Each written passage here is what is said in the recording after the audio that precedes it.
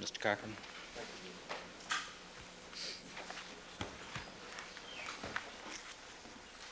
First of all, thank you, Your Honor, for the recess. It was necessary for us to be able to talk and discuss this matter. We certainly appreciate the Court's indulgence in that regard. Your Honor, I stand before you today in a very, very serious, perhaps the most egregious, outrageous thing that's happened in this trial thus far. Excuse me, one second. Yes, Your Honor.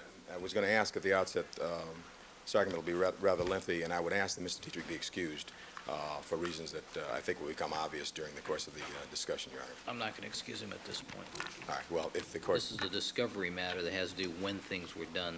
All right. I don't think that has anything to do with his If the Court testimony. feels at some time appropriate, then I hope the Court will exercise that discretion. All right. The Court will recall that yesterday you recessed early because of what was a serious discovery violation in which the Court, in your own words, indicated that the arguments of the prosecutor were specious with regard to whether certain evidence was evidence or exhibits, and you indicated, quite frankly, they could do without that. And so after having done that in an effort to move this case along, and I think the Court is aware that certainly from our standpoint we've indicated we would like to get this case to the jury as soon as possible, we made an effort, or at least started to make an effort.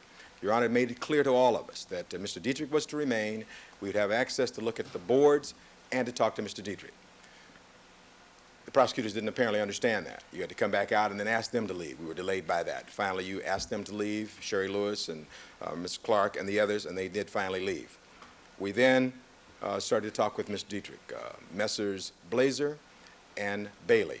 I had a brief encounter with him, and after a few questions from Mr. Blazer, this agent, this FBI agent, handed us a one-page report, which is supposedly a summary of what he had. He wrote this out and handed this to us. And this becomes really important because this was part of the disguise, part of the guile, if you will, of this agent in trying to throw us off. This was handed to me, actually. I then handed it to Blazer.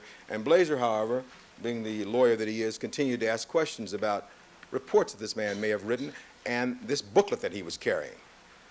I walked over at some point, and we talked about the booklet, and I then felt the need to call Your Honor out a second time, if you recall, because there was a question he wanted to talk with you, and I said, we don't do that in this court. You don't just talk to the judge. The judge talks to us. And I asked you to come out, and then you made an order, and as I said before, Ms. Clark concurred in that he turned that book over to us. And so now... We summoned Ms. Clark at that point. Yeah, we summoned Ms. Clark down, and then at some point when she sat and talked with him,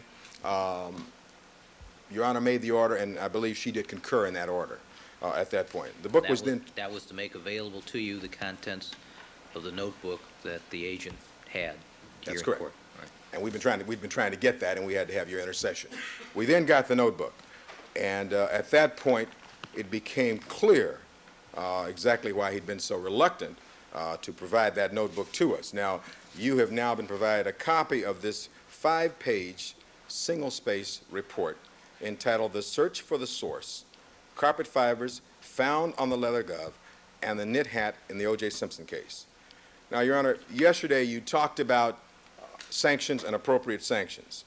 And yesterday, my learned colleagues argued to you that preclusion of certain of the photographs was certainly appropriate, and I'll address that more as we talk about it. However, this more egregious discovery violation that's now surfaced, we think, requires even harsher sanctions. This prosecution's expert, FBI agent Deedrick, prepared a written report from this case. And this report basically summarizes his so-called rareness of the alleged beige fiber found in Bronco vehicles. And I'd like to quote from a wise judge on this very issue. Page 29, 129. Quote, if it comes to pass that there are reports or that conclusions were reached and there was a deliberate manipulation of the process and an instruction to the witness not to prepare a report to avoid discovery, then those witnesses will not testify, and that is going to be the sanction. That was an order that I made early this year. Now, Your Honor, that might sound familiar, because those words came from Your Honor's mouth, from Your Honor's lips, and you said it on a number of occasions. Standing right there. Right, and you've said it more than once. And you said it in response to Mr. Rock Harmon's ranting about our supposed experts and whether they should be entitled to reports. You made it very, very clear that preclusion was the appropriate sanction that anyone should expect. Now, the prosecutors heard that, we heard it, In Sherry Lewis's latest brief, she quotes your remarks also. So, Your Honor, they knew what the rules were.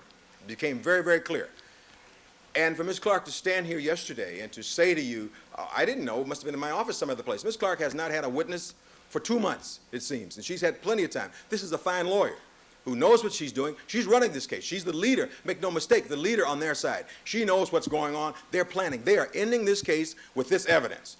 And for them to come up with this, I think you can agree with this, is absolutely outrageous and totally egregious. And so I wanted to start off with letting Your Honor hear those words, which I think are very wise words, and I think they're very appropriate. And I think they probably lead us to the solution of this problem right off. So now, in this case, not only was a report prepared by this witness, and then he attempted to avoid disclosure, Your Honor, and to conceal its existence. We learned of the report only when you interceded, and we were allowed to photocopy the entire loose-leaf binder. And what does this new discovery consist of, Your Honor? And now you've had a chance to read it, so I won't bore you in detail. But it consists of a 5-page single-space report, which I've given you the title of. This report contains extensive figures about numbers.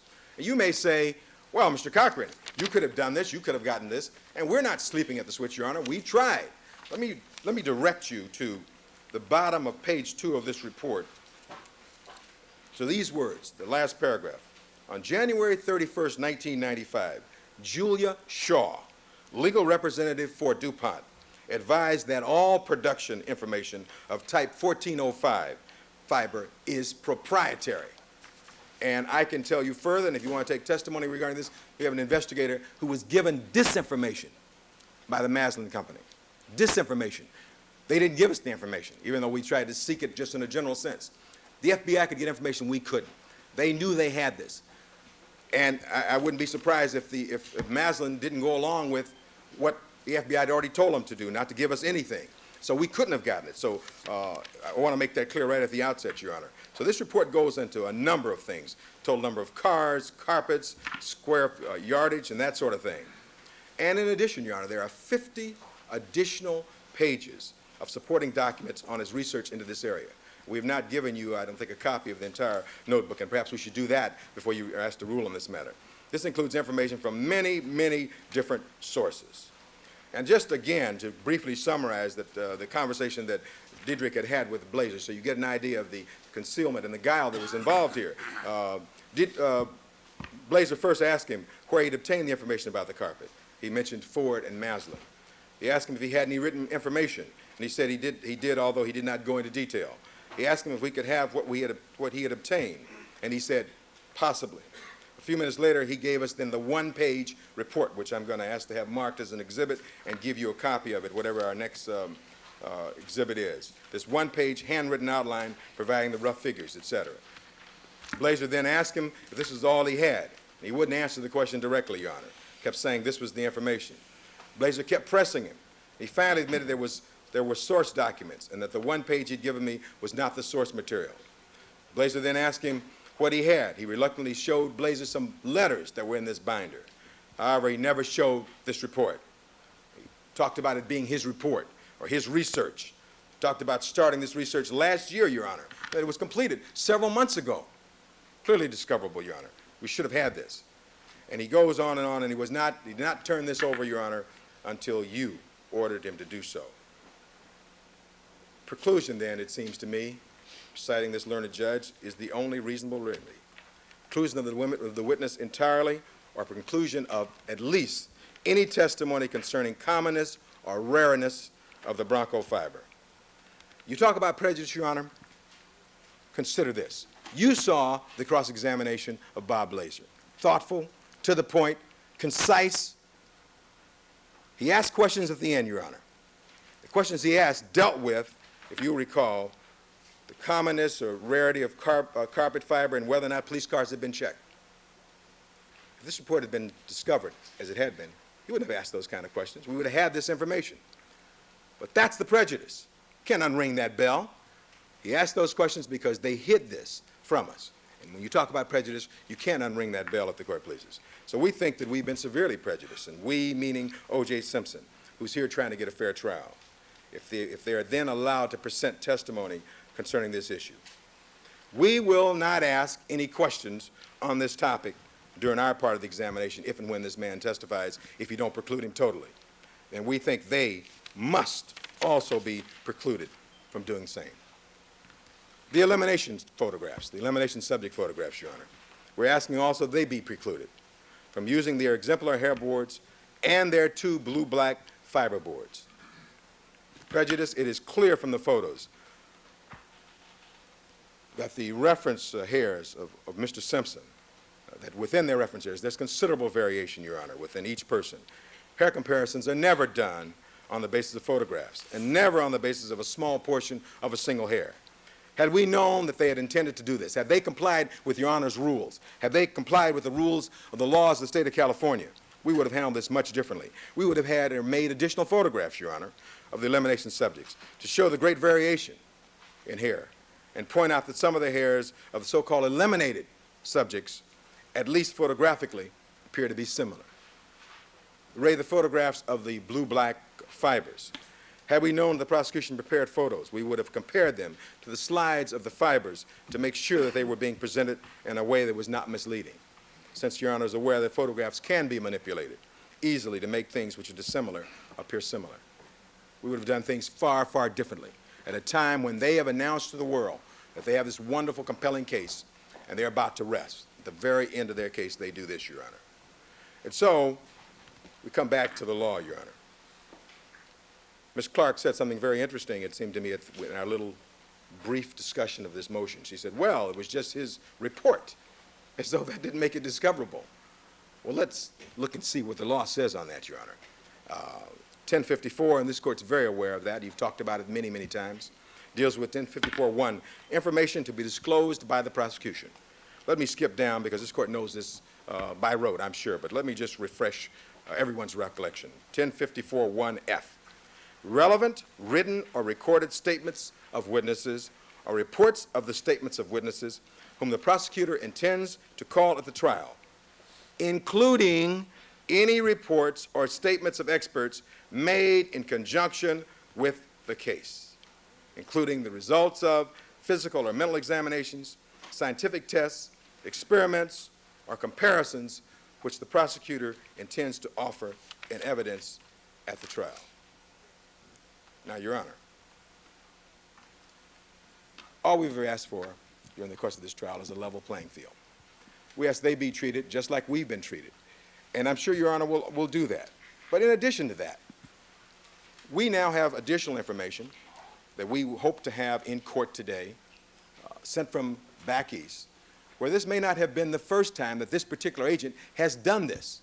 We expect to have information by the end of the day that there was a case in Fairfax, Virginia in 1991, where this same surprise tactic was tried by this agent and the prosecution. And certainly what the information we have is one of the reasons that the testimony was precluded was because, again, of a discovery violation and the unfair attempt to do this to the defense. Now, we hope to have that today, along with still another case in Pennsylvania we expect to have today. Now, the Court may ask, what about this whole thing with the FBI and the prosecution? Well, I need to point out to you only that Mr. Bodziak came in here and testified. An honorable witness who came in and said, I can say this and no more. He didn't become an advocate for the prosecution. He wasn't trying to hide things. In fact, in the course of the prosecution turning over all those documents, we asked the appropriate questions. That's what discovery is about. And in doing that, we were prepared to deal with that. There was no delay. They didn't hide anything back. And it pointed out, Your Honor, that Mr. Goldberg, I think, who had Mr. Bodziak, he understood what the obligation was. He works under Marcia Clark. So certainly she understood it. They complied with it with Bodziak and the FBI. Things went smoothly. There was no attempt to deceive. And we went right through it, Your Honor. So they can't come and claim they didn't understand what the deal was. But it's clear, Your Honor, that the reason we weren't given these photographs and things, because if we were given the photographs of the fibers, they would have piqued our interest. We would have asked questions about this question of the fibers and their supposed rareness or uncommonness. So this was calculated when they did this. And when the agent sat here in court yesterday and said those photographs and those boards were prepared some time ago, these reports were done in April or May, several months ago, that's no excuse for the prosecution, Your Honor. And I'm real sensitive about being the so-called head of a team where you take responsibility like a human being, without gender, And so I remember in this very court a time before I was even as lead counsel, we were held responsible for something we never even knew about or ever saw. The court said we knew or should have known was the test you gave us. And that test applies not only to the defense, it applies to the prosecution. And so in this instance, we also last night had occasion, Mr. Neufeld had occasion to speak with Mr. Schulberg. Mr. Schulberg indicated that, and they went through the photographs. Of the photographs the district attorney had indicated were turned over by Mr. Deedrick to Mr. Schulberg. And by the way, they worked together. Schulberg was apparently Deedrick's boss at some point. Mr. Schulberg never turned those over to us. He thought that those photographs were for him. We never got them. But we're not complaining about that because they were apparently given him. But he now says there, and I think Neufeld will correct me if I'm wrong, there were at least 13 photographs that he has never even seen. He never got. So a further violation. Is that right? 13 that are on the board. 13 that are on the boards that he never got. He never gave us any of them.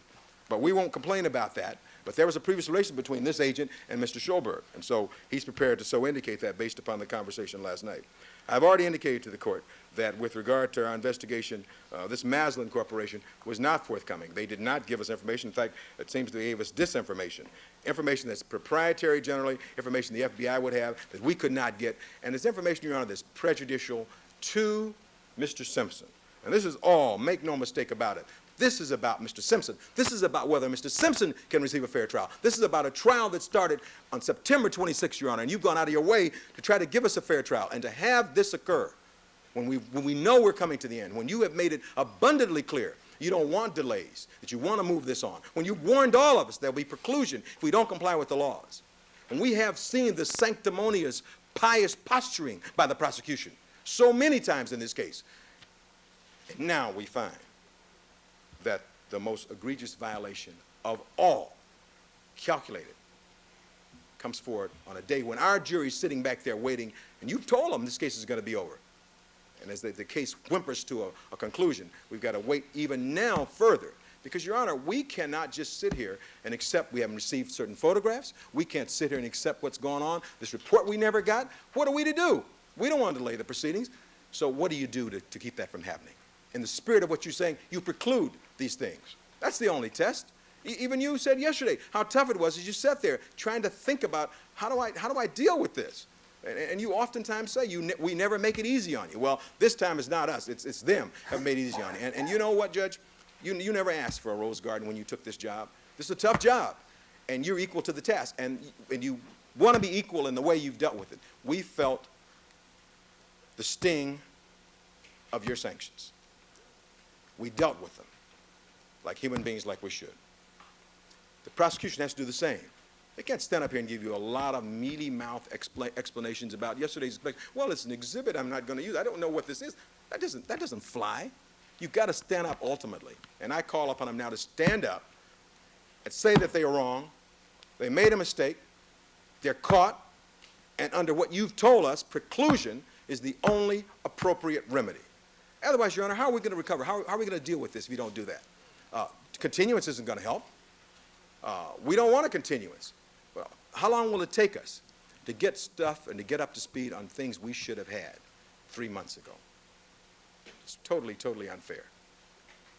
And Mr. Cochran, which of these 13 photographs were not received by the prosecution? I know we have a one defense, lawyer excuse me. speaking rule, but I would ask to defer. I'm not concluded. I'm not finished yet. Can Mr. Neufeld answer that? When you're Thank you. concluded, yes, certainly.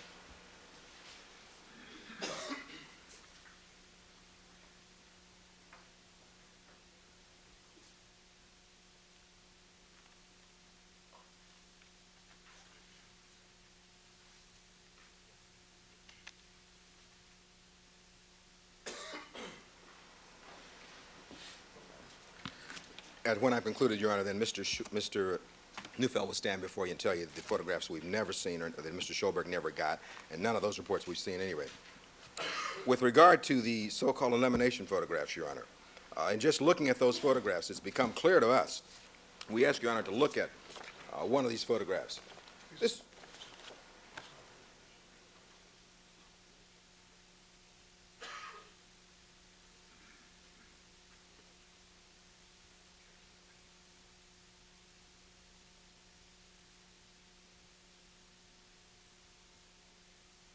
With regard, as I said, the elimination photographs, I've indicated to you already that there are great variations between a single individual and a single individual's hair strand. And so we need additional time to look at that, to prepare for cross-examination. But if the court precludes that, that doesn't become a real problem for us. But further, Your Honor, and I want to show this to Your Honor, and I'll show it to counsel first, in getting copies of these photographs of alleged hair strands, this agent or someone has taken what was K, a known hair, and made it a Q. So you see Q7, which I think was O.J. Simpson, and he's made it Q8A. So that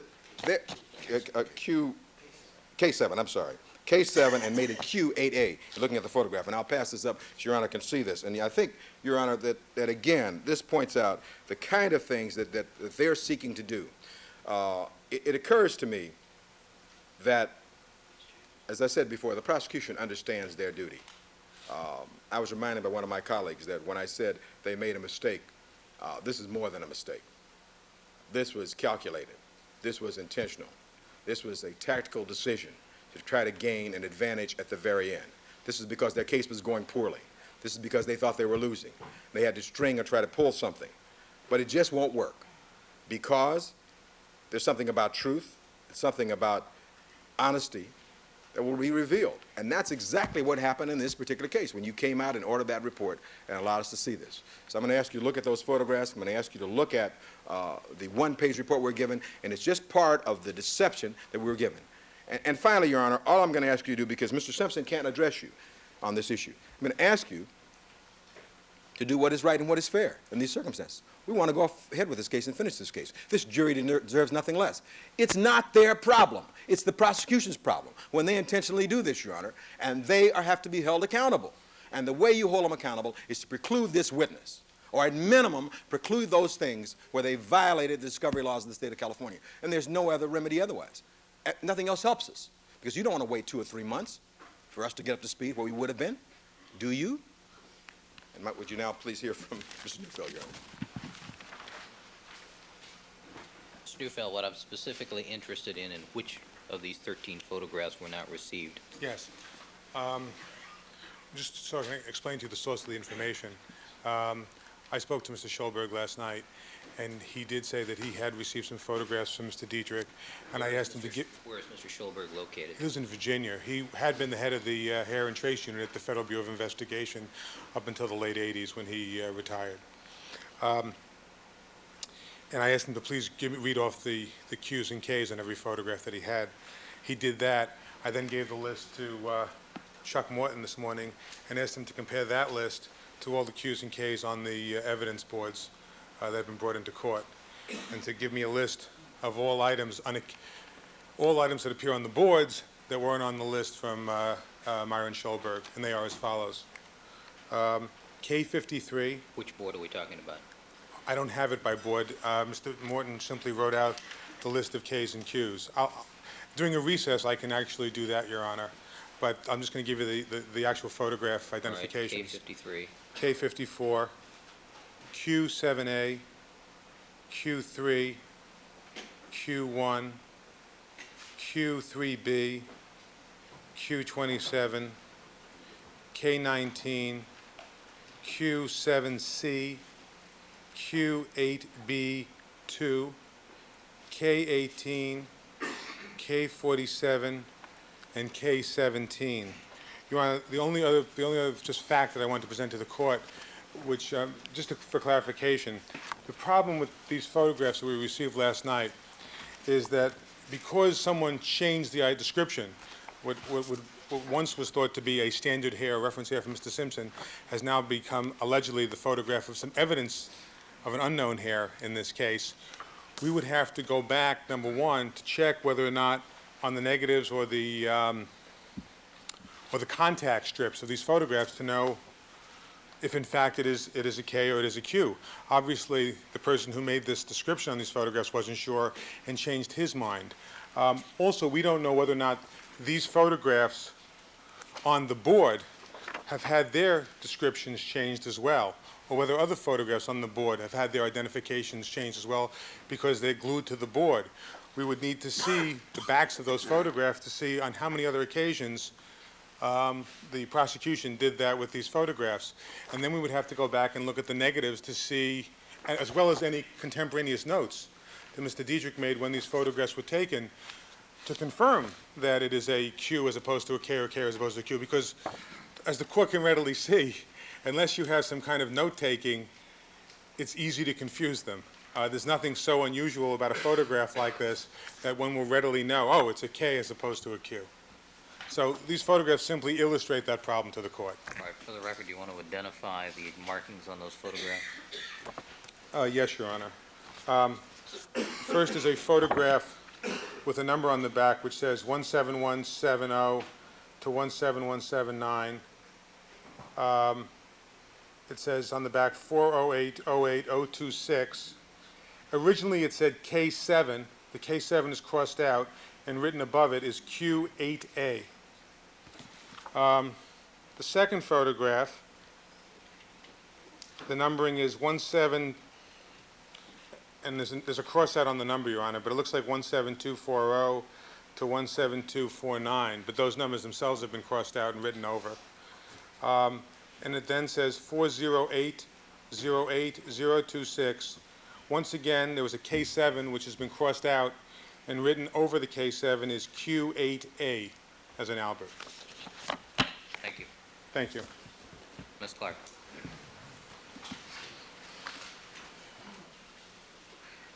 I'm concerned about two things. The rareness report, and I'm concerned about the 13 photographs. I only counted 11, Your Honor, but I counted be that 13. with respect to, let me first start out with the report then. First of all, Mr. Cochran has argued to this court in bad faith.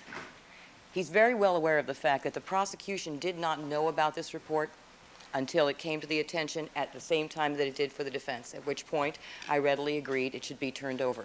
I had never seen it. I did not direct that it be prepared. I did not know the research was going on. I found out about the report last night and immediately turned it over. That's a far cry from the egregious and willful violations perpetrated on us by the defense throughout this case. Hiding witnesses, hiding reports. And what's very important to point out, Mr. Cochran read your words, but he obviously did not understand them. The words that he read stated that conclusions that are reached by expert witnesses must be turned over. Conclusions of this witness were indeed turned over. And this court also stated that if instructions were given not to prepare reports, preclusion would be the remedy. At no time has anyone on my team ever instructed a witness not to prepare a report, ever. Quite the contrary. Every witness, if we knew about anything ongoing, was instructed to prepare a report for immediate production. This research that was conducted by Agent Deedrick was done for his own purposes. Yes, tangentially, yes, this case triggered that. But this is something that is ongoing by all of the agents at the FBI. They don't just sit behind a microscope. When they see a fiber, they investigate the background. Now, what is important here is that obviously the reports turned over to counsel indicated very clearly what his conclusions were, that he identified the Bronco carpet fibers as being the source of the fibers found on the Rockingham glove and on the knit cap, and he gave enough information for them to go forward and contact Maslin. Obviously, then, the conclusions and opinions of the witness were turned over in an adequate form to allow the defense to do further inquiry. That is the point of discovery, so that they are informed, so that they can do their own investigation. Now, Mr. Cochran complains only today of the fact that months ago, his research went nowhere, that Maslin was stonewalling, that they weren't being helpful. On previous occasions, when they have had trouble with a witness or with some agency getting information from them, they have not been shy about asking for our assistance, for the court's assistance. And where is the subpoena that they could have issued on Maslin for this information? Where is the request to the court for assistance to gain some help in getting the information from Maslin? They obviously knew where to go to get it. They obviously made these phone calls. They got some information from them. Why was no one told that they were having difficulty? They could have even done it ex parte with the court and never chose to do so. And now they're complaining that their own failure has caught them off guard. They had the information to go forward and do the research. They did a limited amount, stopped and decided it wasn't worth it and it wasn't important to them. Agent Deedrick did. He made the phone calls. Now, the problem with their position is that it's specious. They have the conclusions, they have his opinions. That's what the court properly indicated we had to turn over.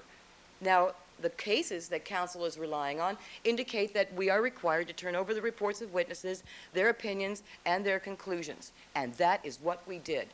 And that's what Agent Deedrick included in his reports.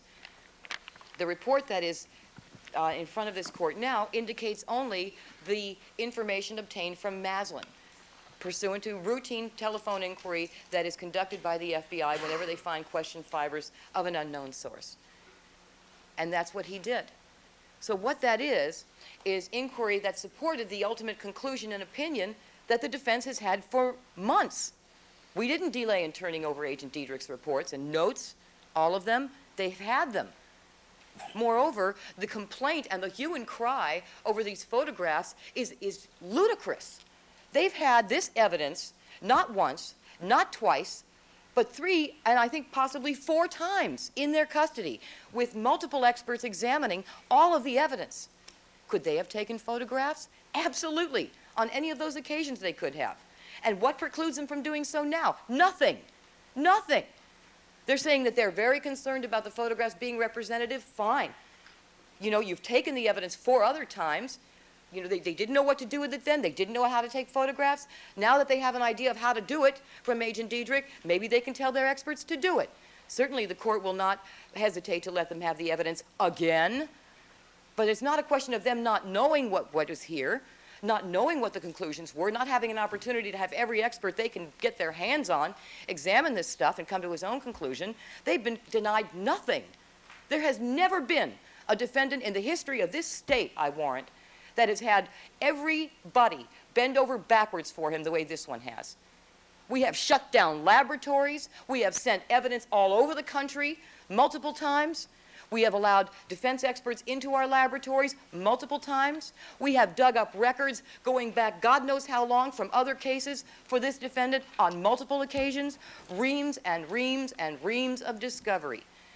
And they don't get some photographs of evidence that they've had in their control and possession on 4 separate occasions, and they're complaining. Go take photographs. Fine. This is nothing but a graphic depiction of what was seen under the microscope by our expert and by their multiple experts. They want to take pictures of their own, they're entitled to do so. Do I regret that the photographs they complain of were not turned over? Yes. We have nothing to hide. There is no reason for them not to have seen them, other than that it was an oversight. And although Mr. Cochran waxes eloquent about how I should be taking responsibility for the failure to turn these over, and I do, I've never heard Mr. Cochran do so for the defense. Never, not once. It's everybody else's fault, and we didn't know, and all that. I'm telling the court I take responsibility. I do. I do. I wish it had been turned over. Is it all this egregious? No, it's not. No, it's not. They have had the conclusions, they've had the opinions, they've had all the reports that are pertinent, that are discoverable under the statute. They wanted the underlying research done by Mr. Deedrick. Fine, now they have it. Had I known of it earlier, they would have had it earlier. They got it as soon as I knew about it. And the court knows that's what happened. The court was here yesterday when I was called down and shown for the first time the book prepared by Agent Deedrick that contains that report. I read the report myself last night for the first time. What the defense thinks they're going to do with the fact that an inquiry by telephone gave certain dye information, formulations, and calculations, I have no idea. But they're entitled to do it. Doesn't this report really speak to the rareness, the relative rareness of this particular fiber? And doesn't it eliminate, say for example, one of the things that piqued my interest yesterday, and I asked Mrs. Robertson to pull up the crime scene photos to see how many Ford automobiles were driven by the police officers to the crime scene. Mm-hmm. And I was sitting here looking to see how many Ford Tauruses there were at the crime scene. But now I know that Ford Taurus automobiles are eliminated from as a source of carpet, Right. which I found interesting. Right. Right. But the thing is, this report tells me how relatively few Ford Bronco automobiles there could possibly be that would, registered in the county of Los Angeles, that would have this carpet fiber, this particular formula and this particular color. And that's very compelling circumstantial evidence. I mean, it really narrows it down to where this carpet fiber came from, don't you think? And I agree with you, Your Honor, but this is not, the problem I have with this is that this is information that is reposed in a third party. This is not information that is retained by the FBI. Let me ask you one other question. When was this report completed by Mr. Deedrick? I have no idea. Well, I don't consider it a report. I just consider it a narration of my investigation of my When was it activities. completed? I'm sorry? When was it completed? Sometime this year, I don't recall. A month ago? 2 months ago? A couple months ago, probably. Okay. All right, Ms. Clark, any other comment? Yes, Your Honor. The problem that I have with the defense argument is that obviously, they're arguing out of both sides of their mouth. They say, we don't have enough information, it wasn't fair that we didn't get this. Obviously, they did get enough information. They went to the source. They asked the questions. Their failure to follow up on the refusal of the company by requesting the assistance of the court or the prosecution is up to them. They chose to drop the ball at that point. That's their choice.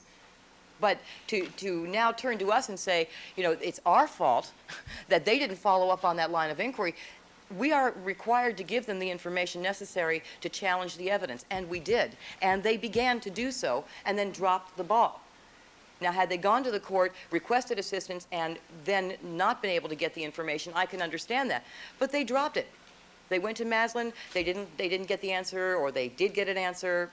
I don't know what exactly occurred, but obviously they had enough information to follow through, and that's really the bottom line. That's what discovery is about.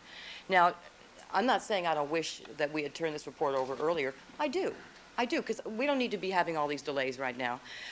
Is it compelling in the sense that this is an egregious violation? Again, I can only tell the court the defense was given information that they could have gone and followed through on. They did begin to, so obviously they had enough. And now that they do know, they can give it to their experts, and they can have their experts examine the reports, examine the underlying information, talk to anyone from Maslin that might help them, speak for their agent Deedrick if that will help them. They're not precluded. They have a defense case to put on. But to preclude the people from putting on important evidence like this, in light of the fact that they have the report that contains the opinion and the conclusion of the expert with sufficient information furnished to the defense to follow up on that and see what they could find out. I mean, they have everything that they are entitled to under the law. What they're complaining is that something else was prepared that they did not see that simply documents Mr. Deedrick's further investigation through phone calls to Maslin. This is a third party. Does the report turned over by Mr. Deedrick previously contain this information? The report turned over to the defense? Yes. You mean the one yesterday or earlier? No, previously. His previous No, it doesn't reports. contain the detailed information. It says it contains the opinion and conclusions about the match and about what fibers matched. It also contained information, I think, about the type of carpet fiber that it was, manufactured by Maslin. Any indicia of its rarity? Number of vehicles produced that have no. this carpet, I this don't particular believe color? so. I don't believe so because I didn't know that till last night. So if I didn't know, let me indicate what the photographs are that the defense is. I was just about to ask that. I thought so. Okay. The K53 and K54 are the exemplars of Cato and Chachi, the dogs. K47 is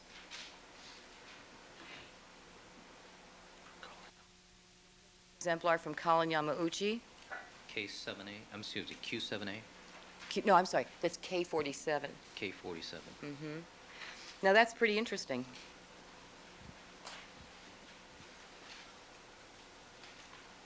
If those are the photographs that the defense claims that they don't have, then they must have photographs of the other police officer exemplars that we took and lab personnel. If that's the only one. Because that's one of that series of the police officer and lab personnel elimination standards, Your Honor, that we have on the board. K47 is one of those. All right. Go ahead. So K17 is the exemplar from Nicole's dress. K18 is the exemplar from Ron Goldman's shirt. K18? 18, yes. K19 is the exemplar from Ron Goldman's jeans.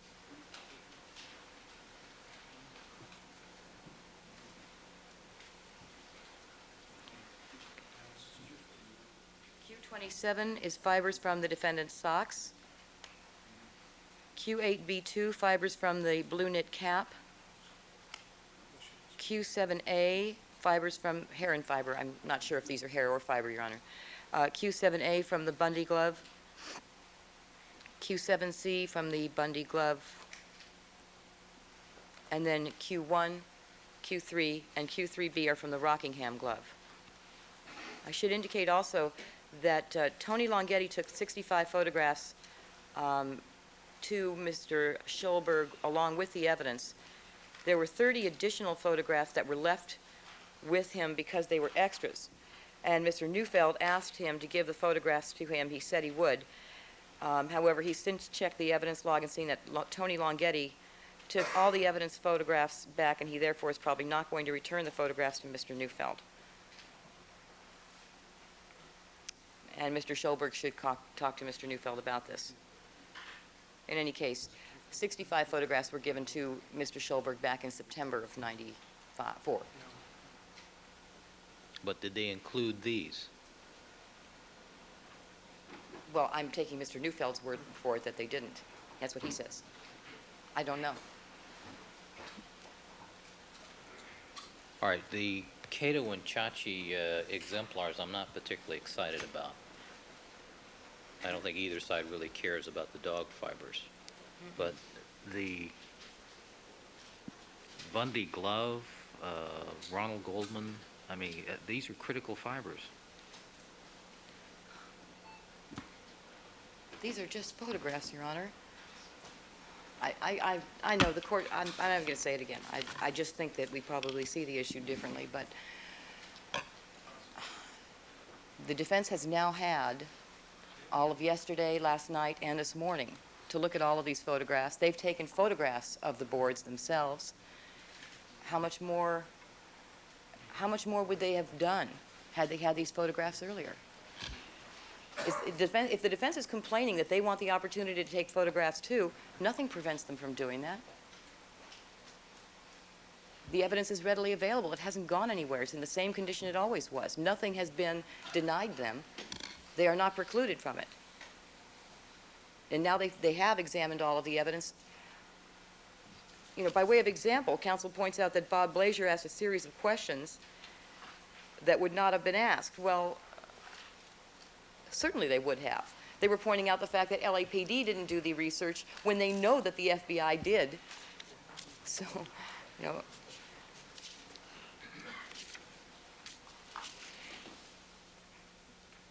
So I don't think that it would have changed that cross-examination any. But the defense has now seen all of the photographs they're telling the court now that they did not have. They have seen. They have taken pictures of. How long do they need to look at a photograph to be ready for cross-examination? I mean, isn't that the bottom line here, Your Honor? We have an exhibit they saw the day before. We intend to introduce it. They've had now additional time to examine it. And how much more would they have done if they'd have the photograph a month ago? All right, any other comment, Ms. Clark?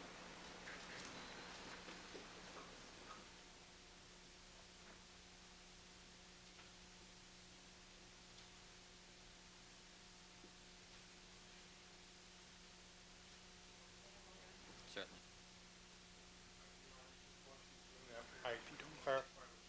No, I don't. She's entitled to hear what it is you're saying.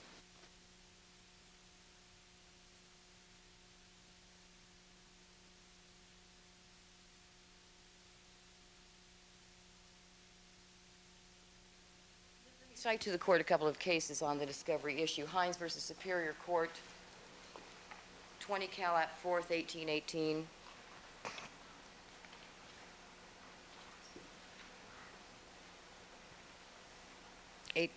Page 1822 and 1823. And Sandifer, Wood versus Superior Court, 25 Cal at 4th, 178, at page 182. both of which stand for the proposition that the underlying data on which an expert relies is not the subject of a discovery statute that is compelled to be turned over. We did not intend to offer the information given to Mr. Deedrick from Maslin Industries, simply that it was his opinion that the fibers matched, and show the fact that Bronco fibers did change over the years through the photographs, which pins it down to a 94 Bronco or late 93, I think we said. And that's it. We were not going to offer the information that Mr. Deedrick obtained from Maslin Industries, although there would arguably be some basis to do so because an expert can testify to some of the hearsay he relies on. That was never the intent.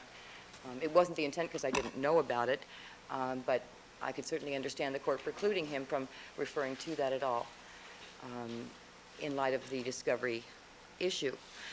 But at least according to the case law, the kind of information we're talking about with respect to the research done with Maslin is not discoverable in any event. His conclusion is, and it was turned over. With respect to the rarity, Was the fact that it's consistent with the carpet in a late 93, early 94 Bronco, was that in Mr. Deedrick's original report? I don't know. No. No, it was not. I can only come back to the fact that this was information that was readily discoverable by the defense as well, though. You know, it's not as though this was something that was reposed in the FBI. This is a third party that the defense had access to, gained access to, and could have sought further assistance from the court to gain further access to. I don't understand why subpoenas weren't issued for it, but they didn't.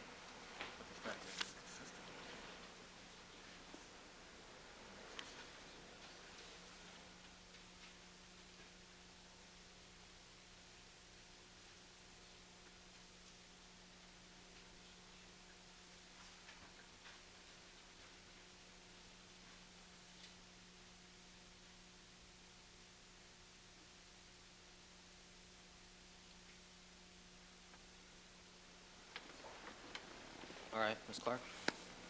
Anything else? No, that's it, Your Honor.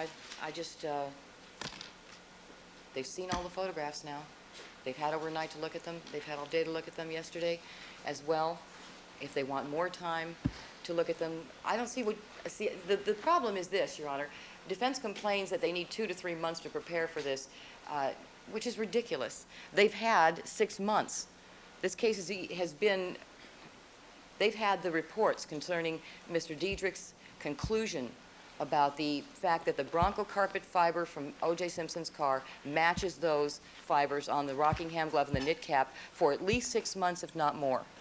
They've known where to find the information concerning the production of that carpet type for at least 6 months, if not more, by their own admission. And now they're complaining that they didn't do further or better research, and that's not our fault, and it's not our obligation. And if they're having trouble getting that information, it's up to them to let us know. We can't go knocking on their door and say, excuse me, have you had any trouble getting information lately? That's something that they have to tell us. And with respect to the photographs, what benefit would they have had to see the photographs even if they existed 6 months ago? They look at the photographs. They want to take their own. They can take their own. They can still do that. And that's the bottom line, is there is no prejudice and there is no harm other than their own failure to follow up on their own lead. All right. Counsel, let me just make a comment. I don't find the Hines case to be appropriately cited in this situation. The Hines case at 1823 states as follows: the report of a non-testifying expert, which is in some way utilized by a testifying expert, is not a document, at least in ordinary circumstances, which the defendant will intend to offer in evidence. It is not, therefore, literally embraced within the description of the statute. That such subsidiary report may be discoverable as an aspect of cross-examination of a testifying expert does not undermine this conclusion. This is a report by a testifying expert, not a non-testifying expert, so the Hines case has no application whatsoever to this situation. Well, we're talking about the information obtained from a non-testifying party, which is Maslin. I don't care what you call this. This is a report. Thank you very kindly, Your Honor. I'm not going to stand here very long, Your Honor, because you've heard all this and the issues are clear. Certain things I just feel compelled to say, and then I'll sit down. Mr. Neufeld wants to make a clarification regarding the photographic exhibits, and I'll ask you to hear that also. Just briefly, Your Honor, we've heard a lot of legal mumbo-jumbo with regard to whether this is a report, and you just said it best.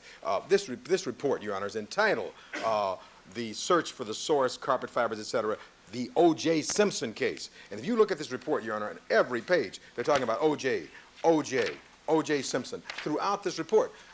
That's folly for her to stand and say that. You saw the report, the booklet this FBI agent had O.J. Simpson on the outside.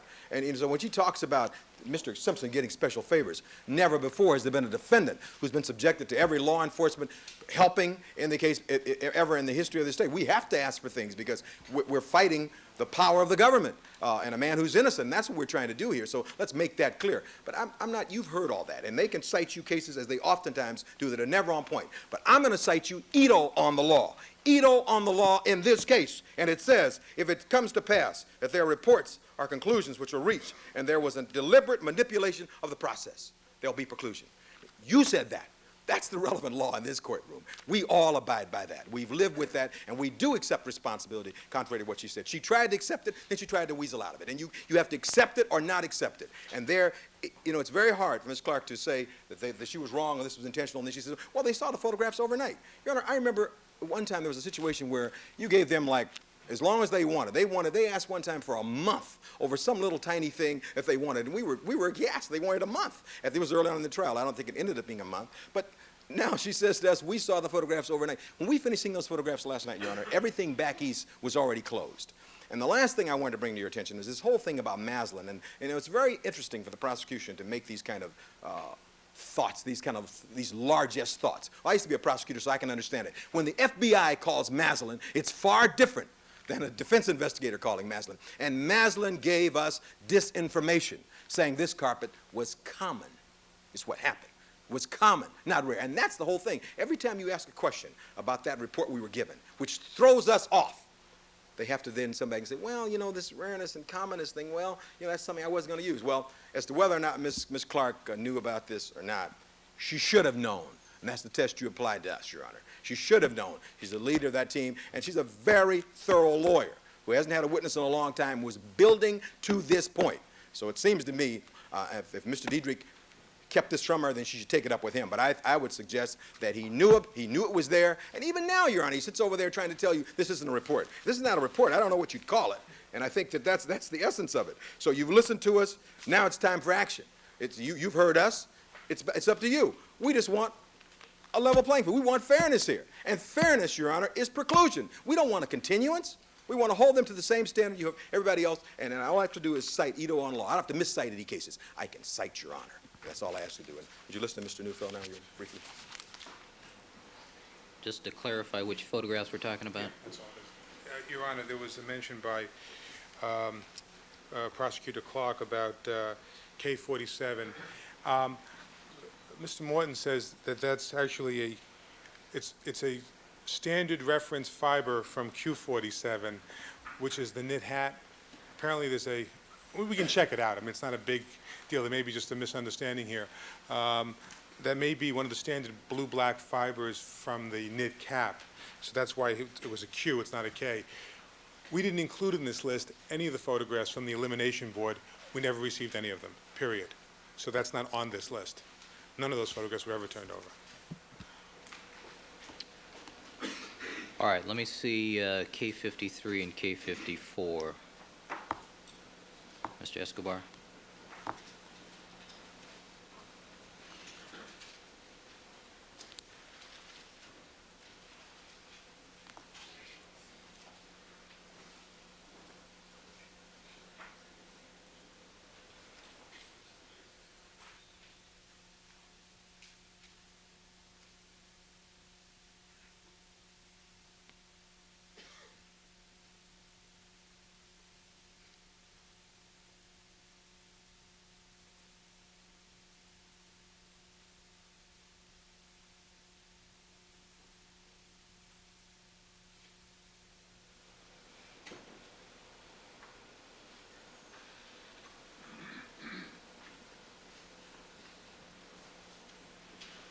All right, thank you.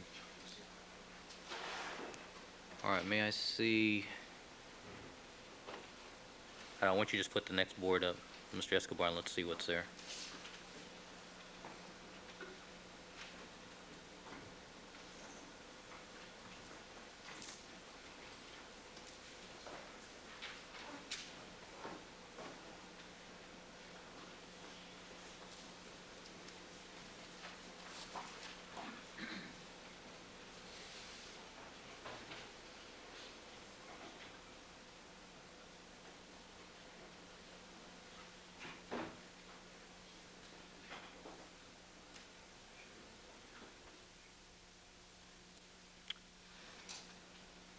All right, this is the known head hairs from Nicole Brown Simpson compared with some of the Q series. All right, on this particular board, Mr. Neufeld, are any of these photographs, any of those that were not turned over to Mr. Schulberg? Sure. Sure. May you go to the well, Your Honor? Yes, you may.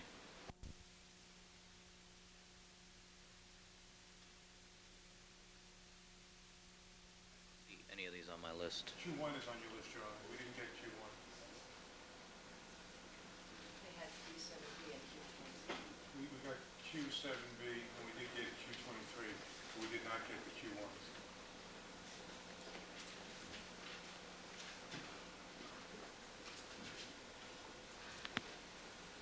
We didn't have that on the list? No, I just found it.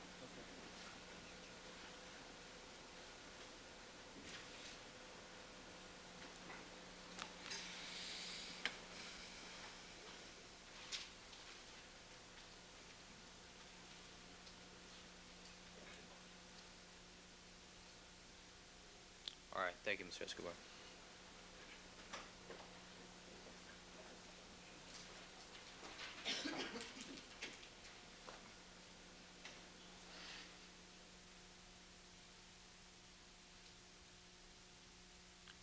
All right, this is known head hairs from Ronald Goldman, head hair from Ronald Goldman's shirt, compared with Q3C and Q3C.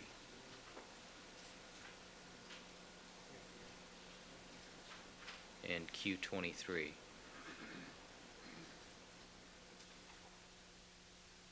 I think you have all of those. Yes. All right.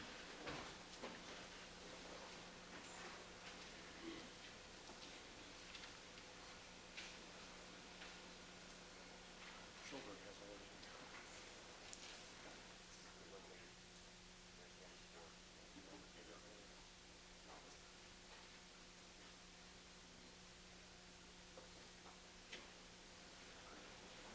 All right, the elimination board.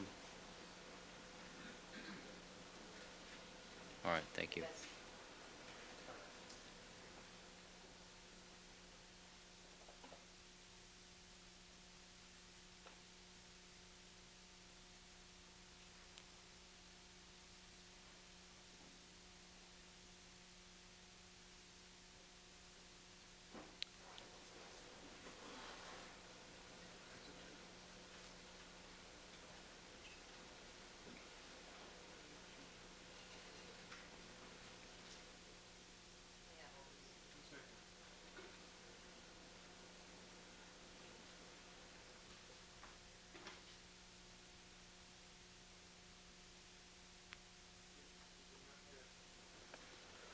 Q8C. It wasn't on your list, but you have to understand, Mr. Morton looked at it very quickly this morning.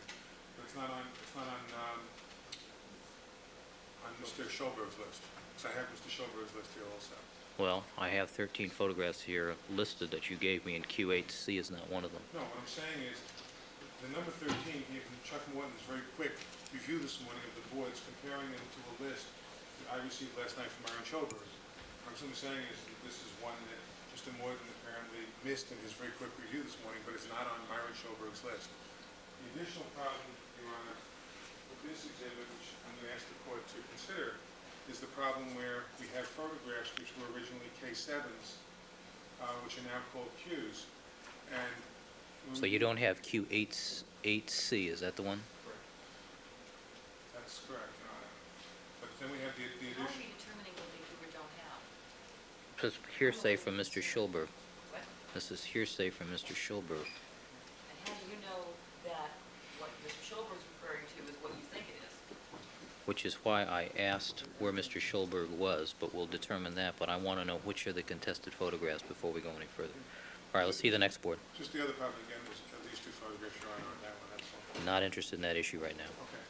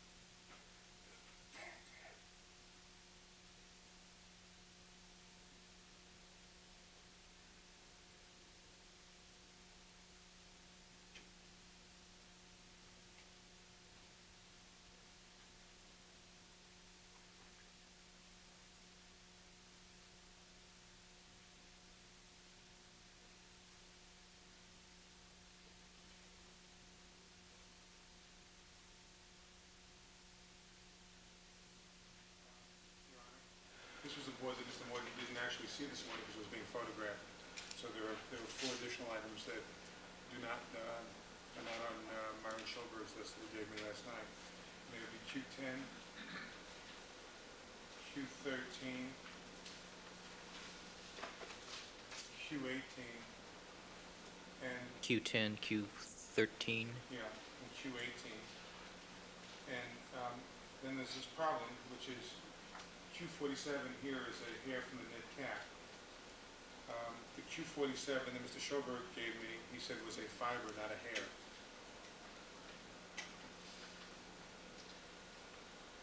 I'll just have to get clarification on that. That's all I know. All right, let's see the next board. I mean, that's one of the problems with Next.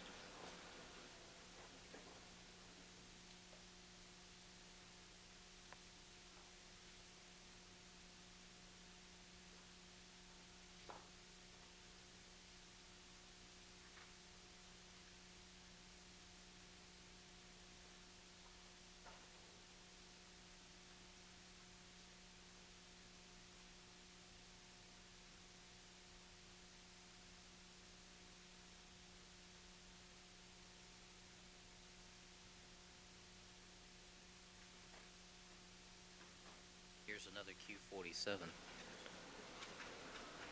that's the one that would make sense. But that's the fiber that Mr. Schoberg was talking about. We have the second Q47. We do not have K18. Never got K18.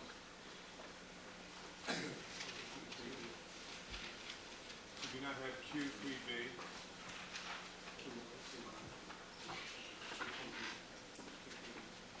We do not have Q1.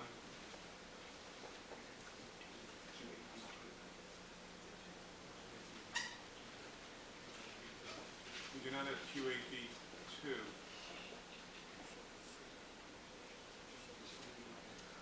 And we do not have Q7C. But we do have Q47 fiber.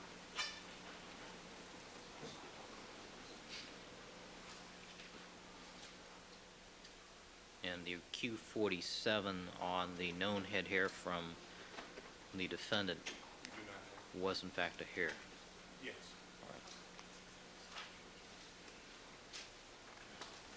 So you have 240 Q47s. All right, next one, Mr. Escobar.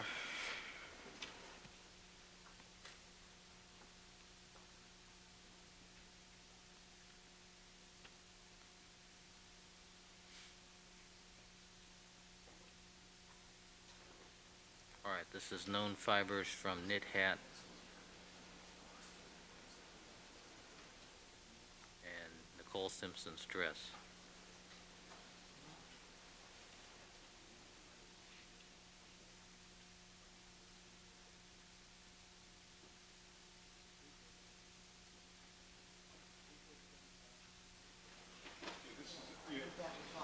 K-47 is actually the known standard from the Boone County. So K-47 is incorrect. No, that would be correct.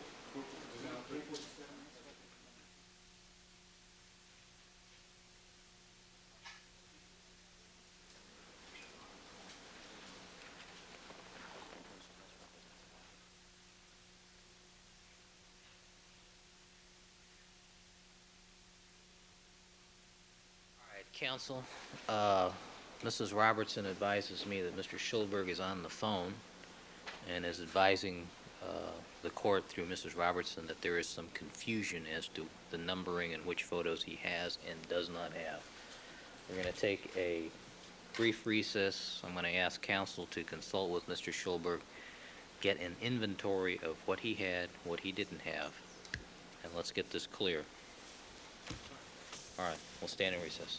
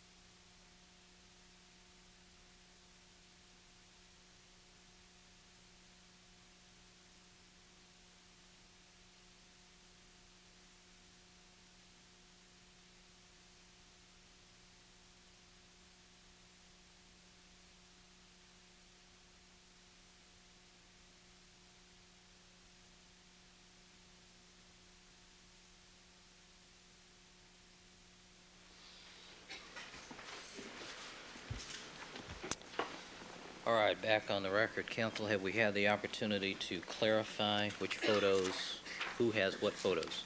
Yes, Your Honor. Mr. Schulberg confirmed the correctness of the list. That, he called because he was concerned about why photographs were being used at all, and he thought there was confusion about photographs. But there is one other problem here, which Mr. Morton pointed out. What they're calling K47 is actually a known fiber from what has previously been called Q47. That K47 on the FBI reports is in fact a standard from Colin Yamauchi. So it's actually mislabeled there. You see what I'm saying? Yes, counsel's correct. It should read Q47 parentheses known. That's our fault. Right. That's why I was explaining to the court yesterday. You know, the labeling was not completed on these until yesterday afternoon, and on some, Jonathan informed me this board has not been corrected yet. As you can see, there are patches on them. We had to relabel a lot of things because they were incorrect because there were so many items, which is what was a delay in getting it to the court. So that will be relabeled if we're permitted to use it. So then it's the K17 and K47, though, that we did not have, which they call, I'm sorry, well, we knew it as Q47, okay? You know it as Q, but you have the photograph.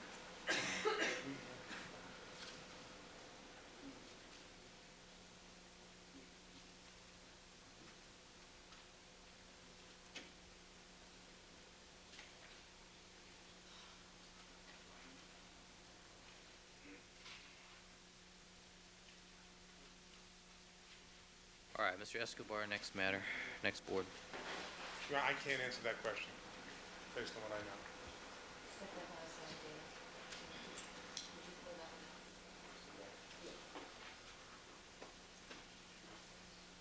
Mr. Morton and I step up again, Your Honor? Yes. Thank you.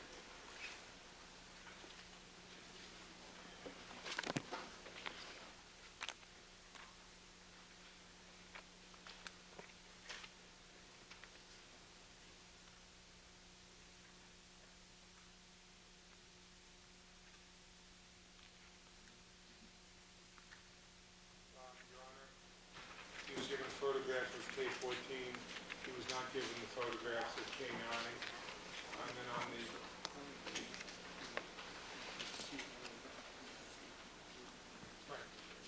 Right. We have the two Q3Cs on the left and right side, Your Honor, but not the electron microscopic photograph in the middle. That we never received. So in other words, neither of those electron microscopic photographs, K9, or the one that's Q3C in the middle, wherever disclosed.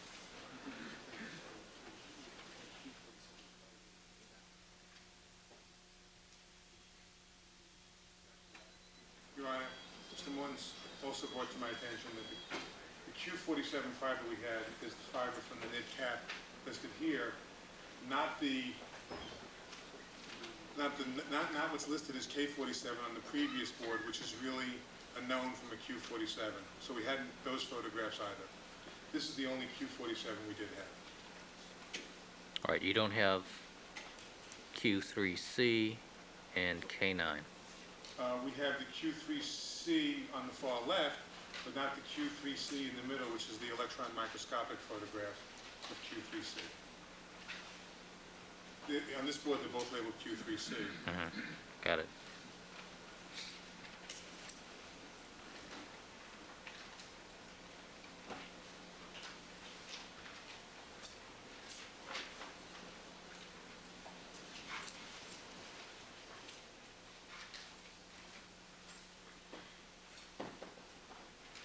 All right, this is the bluish black cotton fiber associations.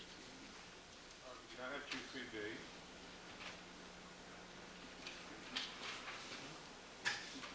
We do have Q23.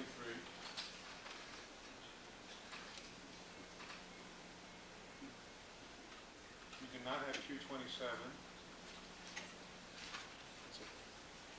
Okay.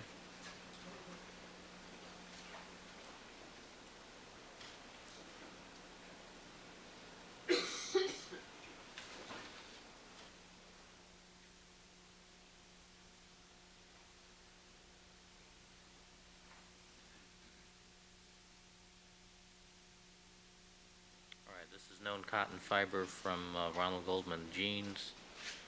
question cotton fibers from Ronald Goldman's shirt.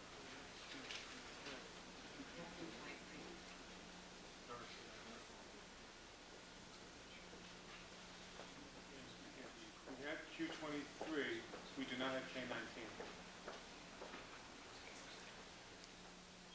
All right, thank you, Mr. Escobar.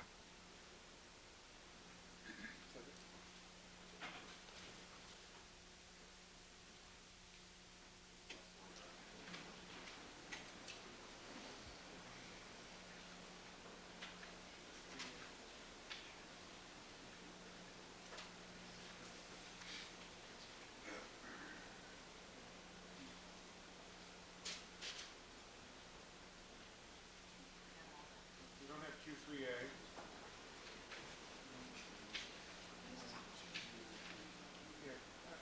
Mr. Morton believes he didn't actually see this board either because it was being photographed. We don't have Q3A nor Q21.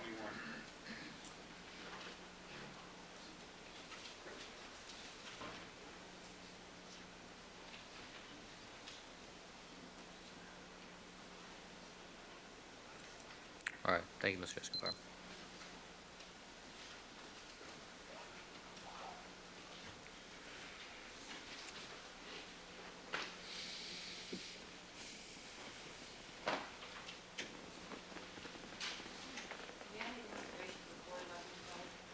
Briefly.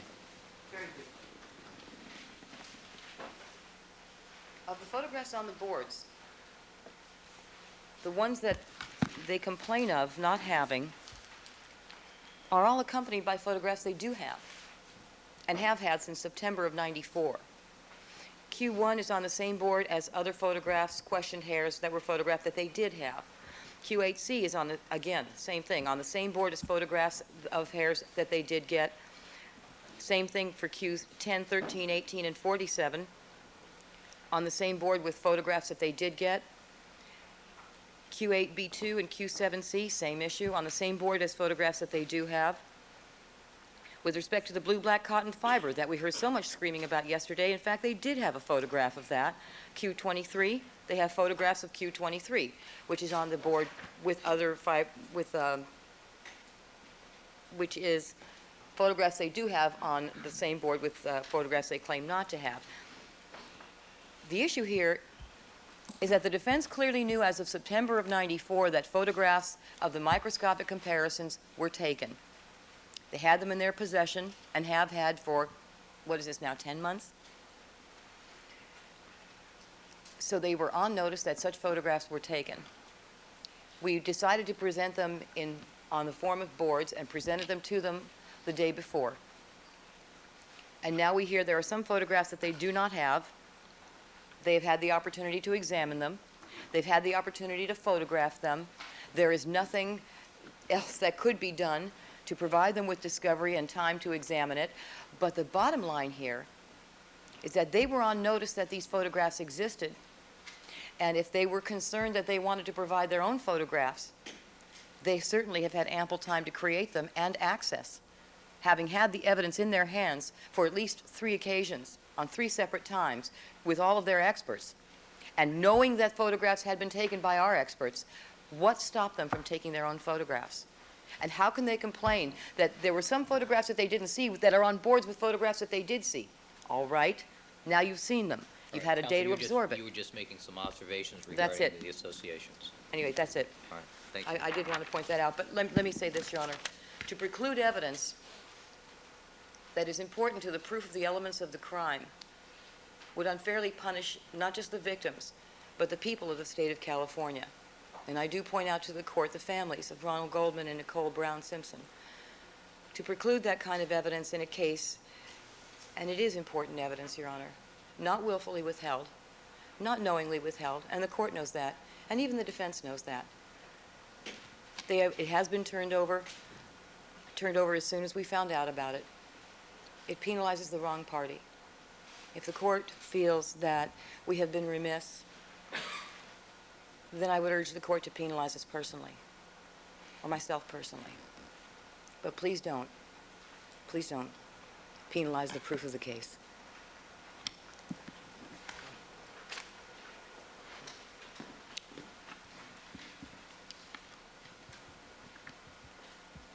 Your Honor, with regard to that last remarks of counsel, the district attorney's offices are the representatives of the people, as we all understand. They're representing the people. They're representing the victims. They're representing everybody. They represent OJ. They represent the innocent as well as the guilty. That's what justice is all about. And when they do something in this case, as they've done, they have to be held accountable. It's fine to make that kind of a speech, and the court's going to have to weigh that.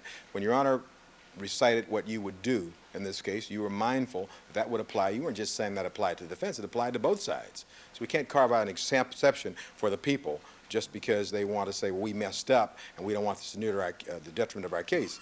When a lawyer makes a calculated decision and they are caught in that decision, they're held responsible for that, and their case does suffer whatever. Because you see, it's not just the people, it's the jury, it's everything. It's justice, it's the defendant and his right to a fair trial. And the only thing I wanted to say in response to what she'd indicated, you've listened to us enough, is that we, based upon the errors we've seen on this board, we want an opportunity to look at the microscopic slides in addition to these photographs. I mean, it's not, we're not going to just take their word for those things, Your Honor. And I think you can see there are enough errors here that there are problems with regard to this, and we just can't accept their word for what's happened. And we tried to point that out in the course of our remarks. And so you've heard it, and I'll submit it. And I've expressed to you how we feel about this. All right. Thank you, counsel. And I don't want you to be misled. The errors are ours on the labeling, not Mr. Deedrick's. I understand that.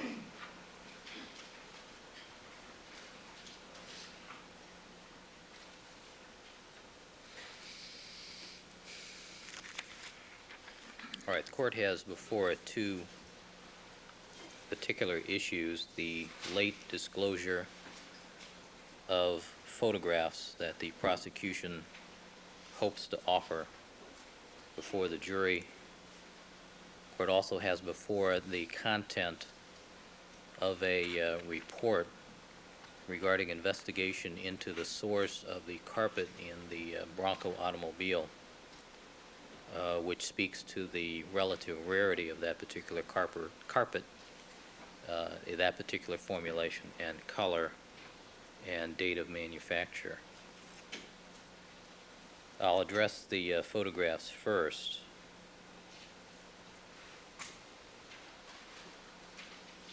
The court will overrule the objection to the photographs for the following reason. The defense has had access to most of the photographs. None of the photographs that are in dispute depict items that other photographs of which do not similarly exist. The defendant also had access on at least 3 occasions to each piece of the physical evidence that the photographs depict. So the objection on that basis will be overruled. The objection to the content of the report prepared by Mr. Deedrick regarding the source and rarity of the carpet fiber, that objection will be sustained. The prosecution will be precluded from presenting any evidence that is contained in the report. All right, let's have the jury. One clarification on it. With respect to Agent Deedrick's conclusion that the Bronco fibers are consistent, which was contained in his report, that much is admissible? That is admissible. All right. For those questions posed, can the counsel approach the bench so we don't have any misunderstanding on that? When we get to that point, I'm a little concerned about, so there's clarity. We've got some. Trust me, all of our antennas will be up when we get to that And I point. would think so. Your Honor, there's one other thing we would like to bring up. The ruling is very clear. Well, we hope so, Your Honor. But, Your Honor, with regard to, would the court entertain our a proposed jury instruction with regard to this delay and what's happened the last half day or so, as you've done in the past?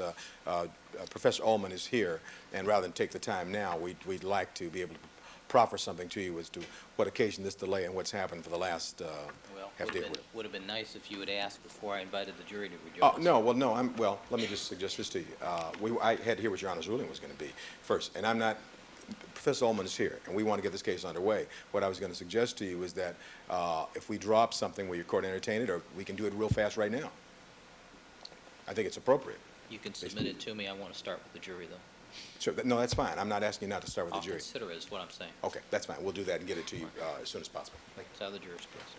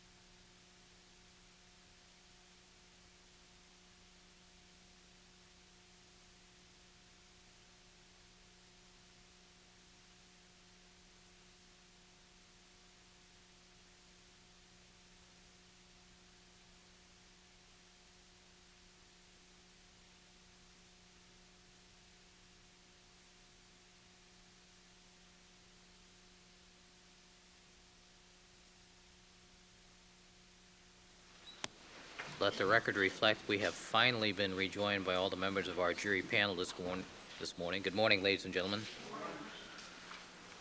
As you recollect, yesterday we ended a little early because there were several things that I needed to take up with the lawyers, and we spent a long time yesterday, and it spent a long time again this morning. I apologize to you for that. Unfortunately, these things happen during the course of a hard-fought trial. All right, Ms. Clark, the people may call their next witness. Thank you, Your Honor. Good morning, ladies and gentlemen. People call Mr. Douglas Deedrick. You do solemnly swear that the testimony you may give in the trial counsel before this court should be the truth and whole truth and nothing but the truth, so help you God? I do. Please have a seat in the witness stand and state as well your first and last names for the record. My name is Douglas W. Deedrick. Deedrick is spelled D-E-E-D-R-I-C-K. Ms. Clark. Thank you, Your Honor. Mr. Deedrick, can you tell us where you're employed? I'm a special agent with the Federal Bureau of Investigation. I'm currently assigned at the FBI laboratory in Washington, D.C. And how long have you been with the FBI, sir? Well, I've been with the FBI for 23 years, and I've been working in the laboratory now for a little over 17. What is your current assignment? Currently, I'm the unit chief in the hairs and fibers unit of the scientific analysis section. I've been the unit chief for approximately 2 years. What are your duties as unit chief? Well, as unit chief, I'm responsible for supervising other special agent examiners, support examiners, and physical science technicians.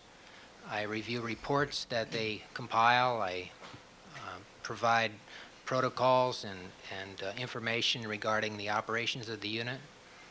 I supervise various programs that are undergoing in the unit, such as skeletal remains. We have a DNA program that we're currently researching, and other matters that deal with evidence submission and evidence examination. Approximately how many employees do you supervise, sir? Thanks. I supervise about 20 employees. Are they all hair and trace examiners? Yes, they are. And what is your education? I came into the FBI in 1972 with a bachelor's degree in biology from Indiana University. Can you tell the jury what you've done with the FBI over the past 23 years? Well, in 1972, I hired on with the FBI as a clerical employee, and I was a file clerk. I gave tours at FBI headquarters for several years, and then I went into new agents class in 1976. After completing new agents training, I was assigned to New York City as my first office, where I was involved in fugitive investigations and other matters. In late 1977, I was reassigned to the laboratory division into the hairs and fibers unit, where I had 1 year of training, and after that time became an examiner. Since that time, I've primarily been an examiner in the unit. And you continue to examine as part of your duties? I do. And by examine, we mean hair and trace submitted to you in various cases? We get evidence submitted to the FBI laboratory from local and state law enforcement agencies around the country and around the world. We also do support work for FBI field operations, such as investigating bank robberies or kidnappings, hijackings, extortions, a number of investigations that we're responsible for as a law enforcement agency. We may conduct examinations in those cases. So it sounds like all kinds of cases. Well, there are a number of violations, federal violations, that we may get involved with, and from the standpoint of local and state, most of our work deals with homicide investigations, sexual assaults, aggravated assaults, and other matters that are primarily the concern of local and state law enforcement. So you're testifying in this case, it's a local case, right? This is not a federal case, is it?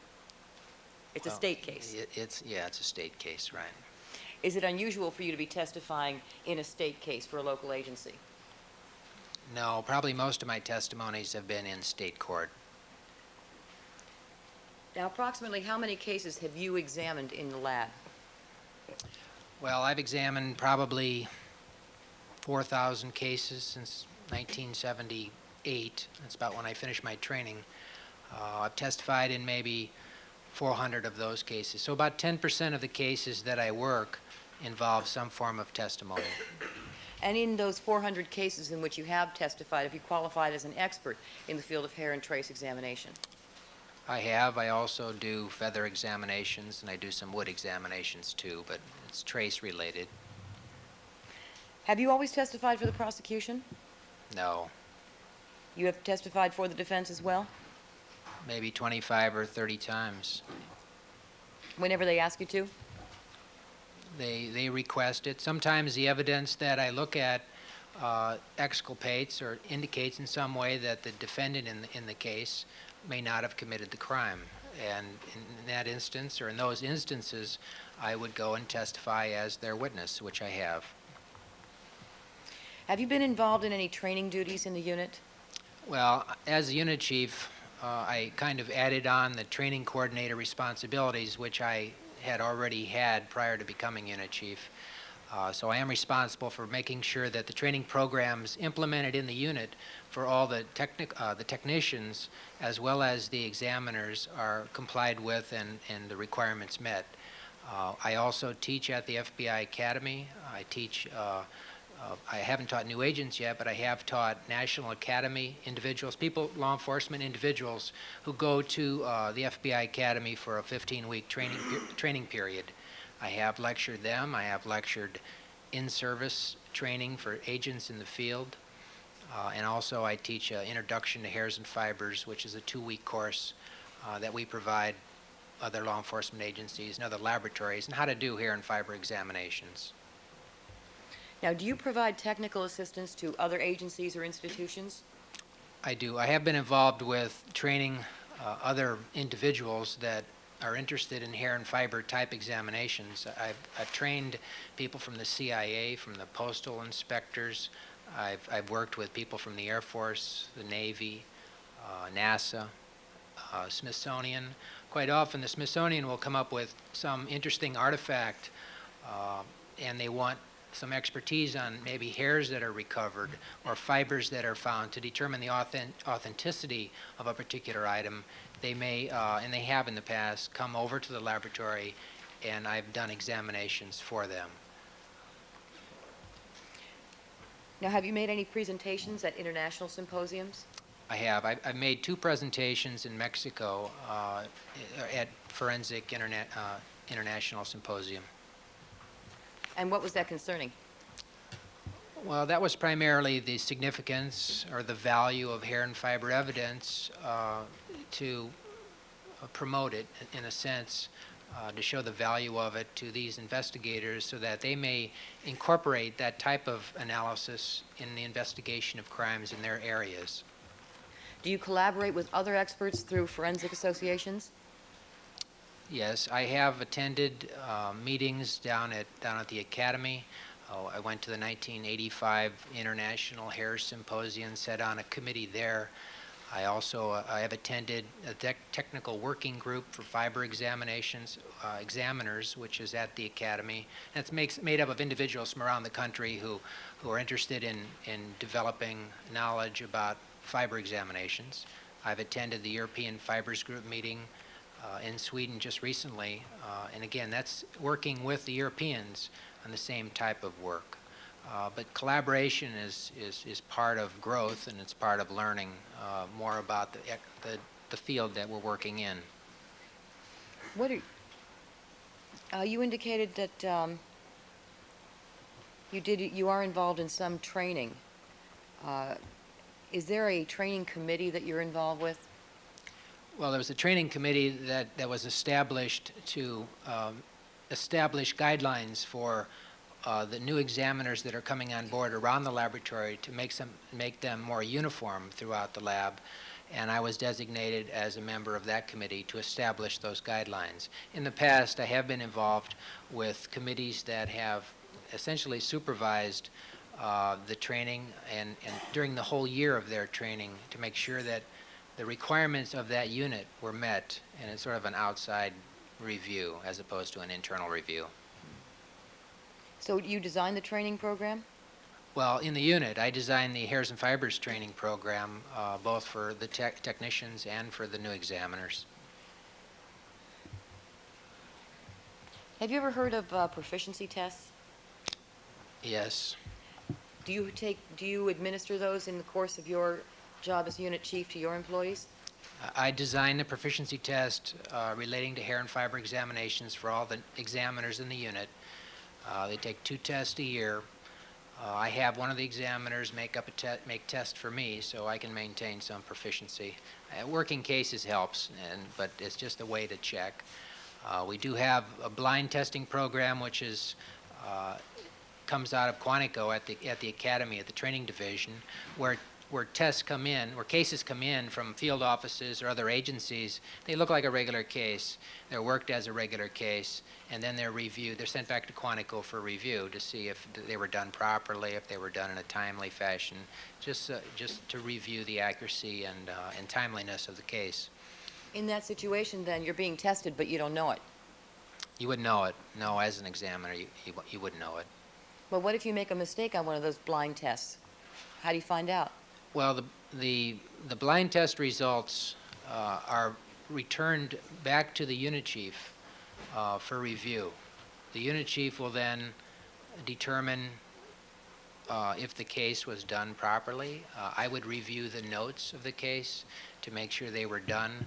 No recommendation is done at this particular time.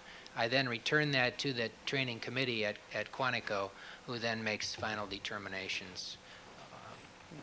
Yeah, we are involved in external training as well. We have been taking external tests from the European Fibers Group and from other groups over the years. By external tests, you mean? Well, an external test is a proficiency test that is provided from outside your own group, such as the European Fibers Group over the past couple of years has sent tests out that we've worked with and sent back a response. In the past, and I can't recall how many years ago, I think the English were sending around a test, and I was asked to take the test for our unit, and I haven't heard any results on that. What does that mean? You haven't heard any results on that. Is there any significance to that? Sustained. Let me ask you, sir, if you know. When you're tested either through a blind proficiency test in which you don't know you're being tested by Quantico or by an external test, are you notified if you've made a mistake? You become aware of it, yes. They'll let you know. And the purpose of these tests, whether they're internal, external, or blind, is to see if anybody is having a problem. If somebody is not making the matches that they should make, or if they make the proper associations or not. Sustained. May I lay a foundation, Your Honor? Proceed. So if you are notified if you make a mistake. You are made aware of that. That's the purpose of Overruled. Proceed. the purpose of proficiency test, as I said. Ask another question. Did he answer it? Question, are you notified, yes or no? Yes. He's answered the question. And the answer was yes. Okay. Have you ever been Yes. notified, sir, of having made a mistake on a proficiency test? No. How about anybody else in your lab? I have no record of any such mistake being brought to my attention. We've been involved in proficiency testing in the laboratory since 1986. And since 1986, when proficiency testing began, you have not had any mistakes brought to your attention No. made by anyone? No, and in the last few years, I've been grading the test as well. Now, earlier you used a term, and I'd like to ask you about its scientific propriety. When you make an examination of hairs or fibers, and you attempt to compare them to see if they are the same or similar composition, do you ever use the term match? Well, sure, we use the term match. And when you use the term match, what do you mean? Well, a match indicates that the question material and the known material exhibit the same microscopic characteristics. With textile fibers, they may also exhibit certain optical properties which are also the same. When I say match, we cannot say with absolute certainty that a fiber originated from a particular fabric. It's not possible to do that. Nor do we say that a hair that's found at a crime scene or in a proficiency test originated absolutely from that individual. Now, on a proficiency test, you know it did. I mean, because that's the way the test is designed. You have a known sample from an individual, and you have a question hair. Now, the question hair, I know, came from that person. That's a fact. But the most an examiner can say about that hair is that hair could have come from that person if it exhibits the same microscopic characteristics. It's a fine line, but we only say could have. Okay. Please, according to you, that explanation, because Your match Honor, are we has having plain speaking English. objections now? Sustained, counsel. Sidebar with the court reporter.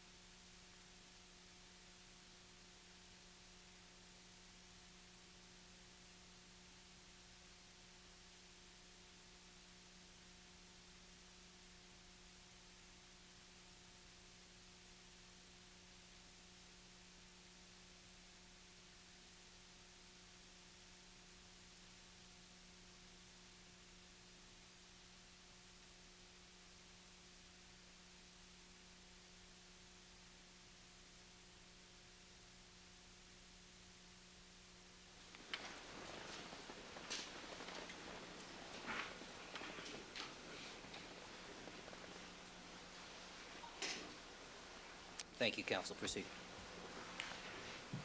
All right.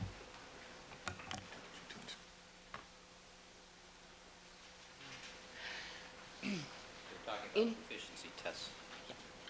In casework examinations, what is the habit and custom in your lab concerning review by other examiners? For example, if you have a case and you draw conclusions about what you've seen in the course of your comparisons, does someone else review that as well? Do they just review your paperwork, or do they review the actual items that you compared?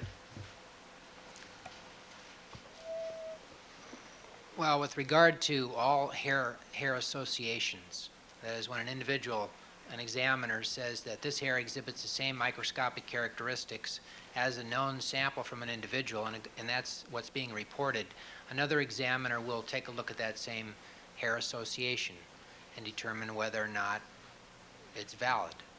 If that person signs off on it, then the report will be reported out. It will come to my desk.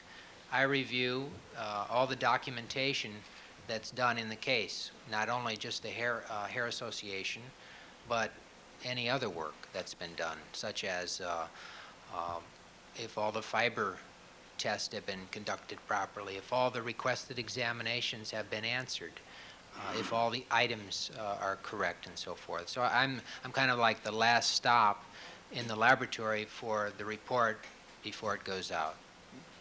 Now, is there anyone in your unit that has as much or more experience than you do? No. Who next to yourself, in terms of years and experience, is there? Well, we have two examiners that have approximately 6 or 7 years of experience, caseworking experience. And yet, you've indicated to us that you have your casework confirmed by someone in your unit as well, correct? Sure. And why? Object, you're saying. And why would you do that if they don't have as much experience as you? Well, I don't have any doubts in the abilities of any of our examiners, our qualified examiners, in their ability to properly associate hair evidence. They wouldn't be doing cases if I had any question about that. After a year of training, you get a pretty good idea as a training officer or as a unit chief as to the abilities of someone to make the proper call. Once they're qualified, they have an opportunity, as with any examiner who has any number of years of experience, to confirm or not to confirm hair associations that someone else has made. I would have them look at my work just as they would have me look at their work. And did you do that in this case? I did, Someone reviewed all of your work? yes. How many hair comparisons have you done over the past 17 years? Well, each case that comes in, and a case being evidence submitted in a criminal violation, may contain a lot of items. I really don't know exactly how many the average is, but 10 to 20 items of evidence submitted in a case is not unusual. That would be items from a suspect, items from the victim, items from the crime scene. So all of these items have to be processed for hairs and fibers, and you have to examine all of those. So there could be hundreds of examinations and comparisons conducted in each case. So if you multiply that out, that's a lot of hairs and fibers. There were, you said, about 4,000 cases? About 4,000 cases, yes. So 4,000 times 100, 400,000 comparisons? I would say 500,000 would be reasonable. I feel like I've examined actually a lot more than that, but 500,000 sounds all right. And that's for hair and fiber combined? That's both. Okay, let's talk about the composition of hair. What do you use to examine hairs?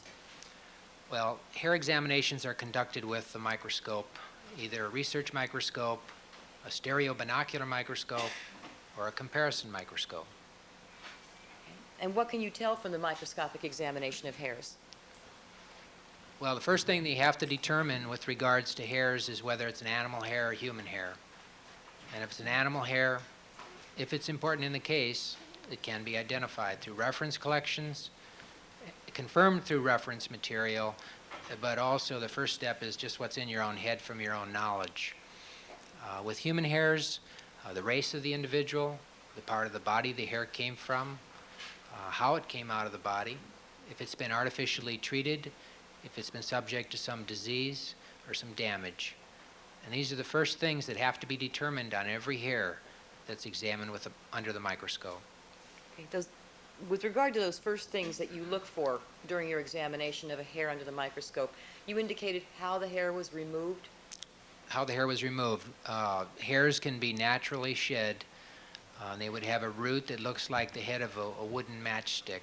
It's kind of rounded, it looks like a club shape. If it's forcibly removed, as is the case sometimes with the matters that I look at, the hair, which is firmly attached, will be pulled and it will stretch. It'll look all stretched out, and it may even have some tissue from the follicle or from the area of the skin where it's attached. That's forcible removal. If the hair has been pulled, it may also break at the skin line. It may tear. It may be cut with a dull or sharp instrument. These are things that can be determined microscopically. Now, there are then, you were referring to these microscopic characteristics. Are there specific characteristics of hairs that you use to compare when you do your examination? There are a number of microscopic characteristics that I look at and I consider and compare in every case. Would it assist you in your explanation of those characteristics to the jury if you were to refer to a diagram? That would be wonderful.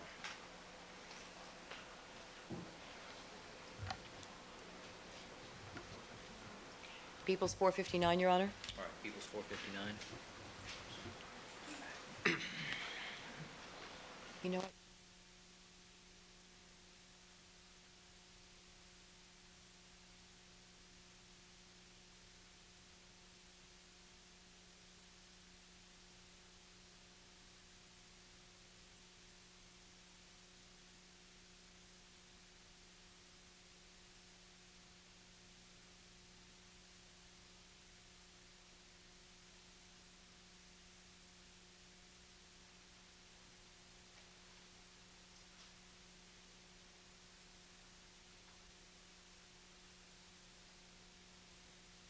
Okay, we see before us, People's 459, a diagram.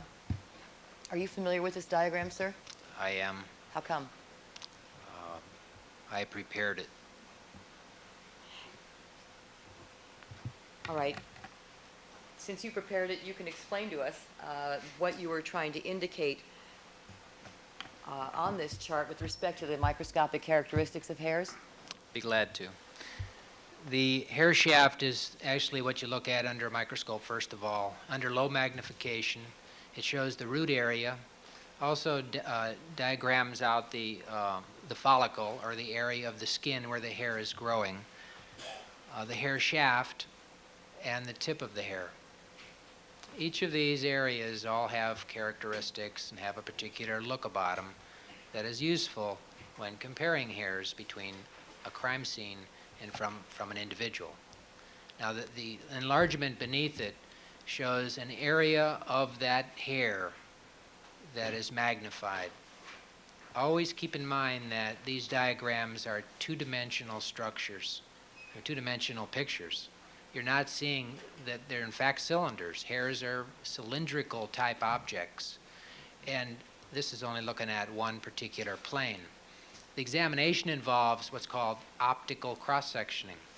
By focusing up and down with the microscope, you actually look at all the characteristics from the bottom of the hair as it's laying on the slide to the top of the hair. Now that diagram shows that the hair has an outer layer of scales called the cuticle. Now these scales always overlap in the direction of the tip. Any abuse, damage, blow drying, being in a dry environment, all affect the way the scales will protrude away from the hair shaft. Some individuals, they lay very close. Other individuals, they're separated to a great extent. So the degree of scale protrusion is a consideration. Now, this is colored for your enjoyment, I guess. It's actually not brown. The color of the cuticle is something that would be considered. For instance, if a person treats their hair, if they dye their hair, or even if they alter the color in some way, it's possible to determine when that treatment may last have been applied by considering the length of growth of that, the length that the hair has grown since the application of the treatment. So about a half an inch a month, you get an idea how far back the treatment was applied. And this may be important in a case, depending on the circumstances. Now, the cuticle can be very thick, it can be very thin. It may have a very distinct border underneath it. Other times it looks like it blends very evenly with what the underlying structure is called the cortex. Now, most of the hair is called the cortex. It's kind of like a pencil, all right? The paint on the outside of the pencil is the cuticle. All the wood, that's the cortex. And the lead portion of the pencil, that's the central structure called the medulla. Now, in the cortex, there are pigment granules. They help to give the hair color. The pigment granules can be different sizes and shapes. They could be distributed in certain ways within the hair. In black people, the pigment granules are tightly grouped and often very dense. In Asians, the hair, the cortex may be quite a bit larger. It may have a reddish coloration. In Caucasian individuals, you have a pretty good range. The distribution of the pigment is a consideration. Red-haired people, the pigment's always grouped down towards the middle, down towards the medulla. But most everybody else, it's grouped outside towards the cuticle. All right.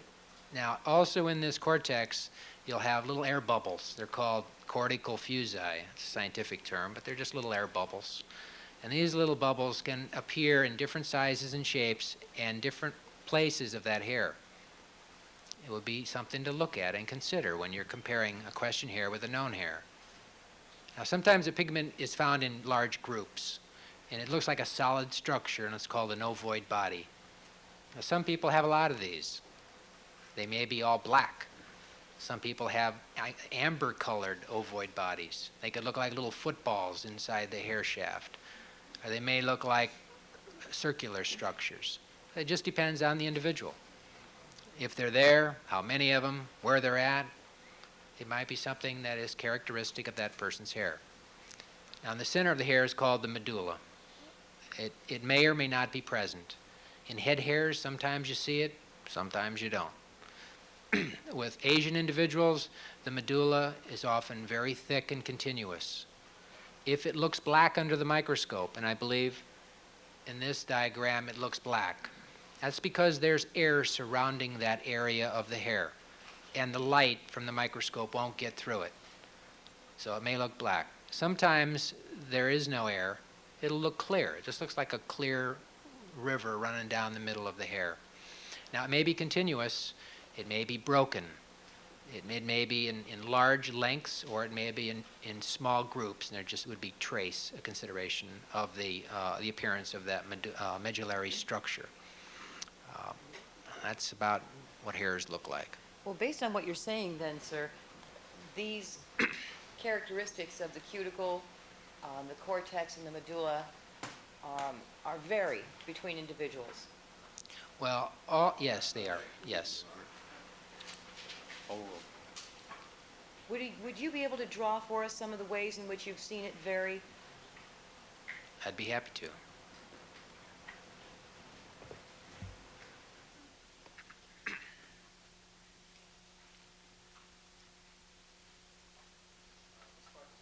We could do this here so that the council can see what's being drawn at the same time.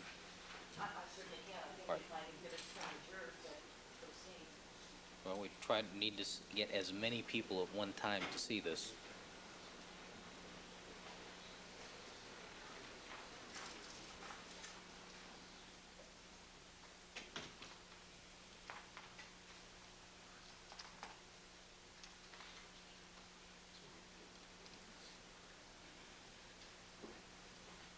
All right, 165, can you see that? Yes, sir. All right, thank you. Proceed. What color would you like? Well, black is fine.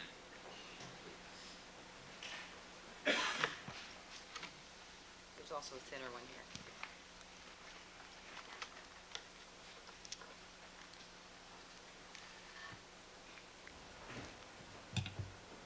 Ms. Clark, what would you like Mr. Deedrick to draw? What would you like to draw first? Would you like me to step down and draw for you, please? Yes, I would like for you to step down. Thank you. Now, we talked about the diagram I'll just kind of redo this a little bit for you here, just so we can fill in the blanks.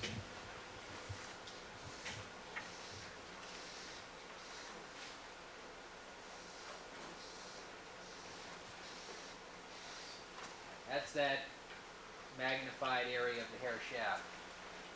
The cuticle is the outer structure.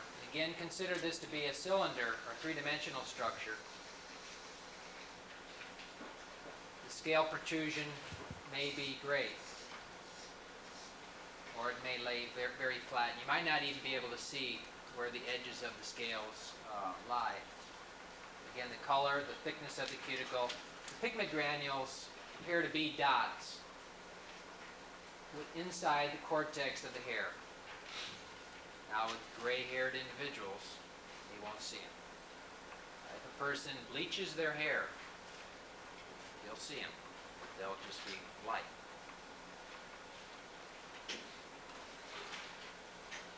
Pigment granules can be in groups.